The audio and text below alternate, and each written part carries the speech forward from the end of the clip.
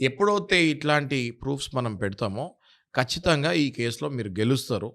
False allegations ఏసి, falls case పెట్టినందుకు అటు side ఉన్న మీ వైఫ్ మీద గూడా ఇంప్రిజన్‌మెంట్ పడే ఛాన్సెస్ ఎక్కువగా ఉంటుంది.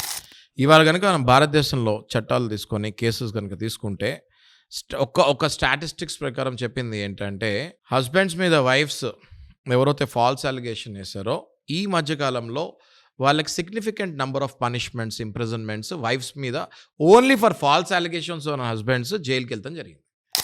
అండ్ బాయ్ ఫ్రెండ్స్ మీద ఫాల్స్ రేప్స్ వల్ల జైలుకెళ్ళటం జరిగింది.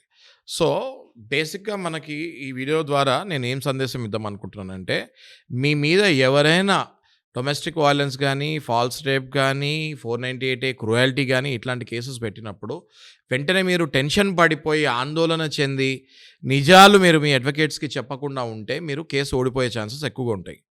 ఫస్ట్ మీరు నార్మల్ మూడ్ సెట్‌కొచ్చి you have to think by yourself that మీరేం కమిట్ చేయలేదు మిస్టేకు.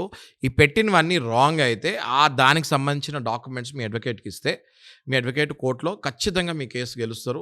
99% హైకోర్ట్‌కెళ్ళి క్వాష్ మీదనే ఆ కేసు కొట్టేయాలని ట్రై చేస్తారు.